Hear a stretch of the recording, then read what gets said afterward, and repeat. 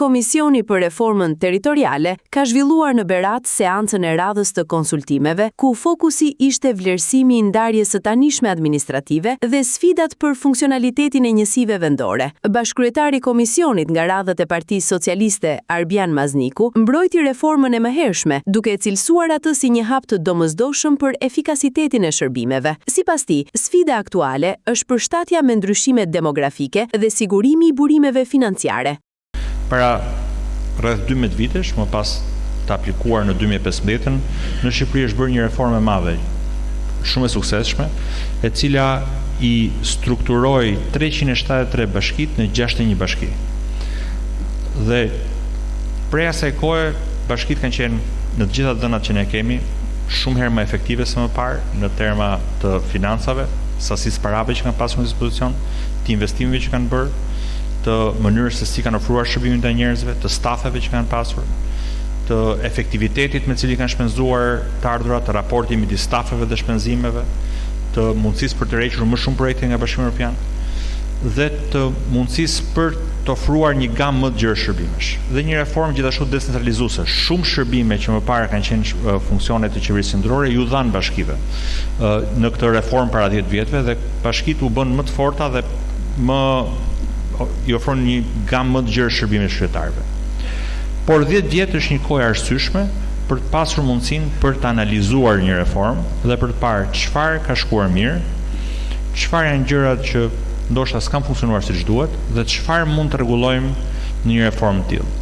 Dhe për ne është shumë e rëndësishme që pavarësisht rendit në cilin u përmendën çështjet, ne ta fillojmë këtë diskutim duke menduar fillimisht për kompetencat. Për çështje si ja del bashkia t'i pastrojë mbetjet, si ja del bashkia të ofrojë t'i mirëmbajë çerdhet, kopshtet, shkollat, si ja del bashkia të riparojë apo të ndërtojë rrugët dhe infrastrukturën, si ja del bashkia të ofrojë shërbim social, që janë funksionet e reja, e kështu me radhë për gjitha të detyra që bashkit kanë. Në kahun tjetër, bashkryetari i komisionit nga Partia Demokratike, Luciano Bocci, kundërshtoi idenë se centralizimi në pak bashki është modeli i vetëm europian, duke vënë theksin te decentralizimi financiar. Ne nuk mund ta vendosim qarkun e Beratit dhe gjithë Shqipërinë në regjimin e 1-1 reformave. Të reformave që përsërisin njëra tjetrën e 2014-s, kjo e tanishmja, dhe që nuk thonë asgjë, që nuk sjellin asgjë të re për qytetarin. As ta vendosim në regjimin e 1-1 territoreve, siç në fakt e promovon majoranca sipas parimit. Bashkia e madhe përpin bashkinë e vogël.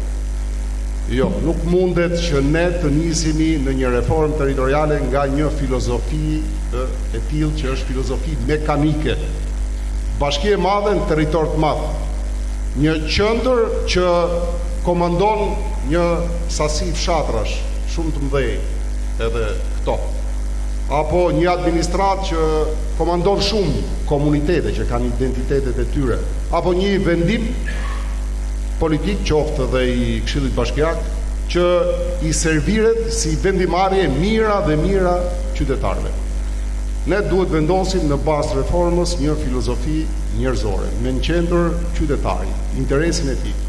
Prandaj në fakt ju kemi sjell këtu këtë dëgjes për këtë arsye, për të marrë mendimet tuaja, shqetësimet tuaja, jo si turizëm politik, jo si formalitet, dhe as pak si imponim politik.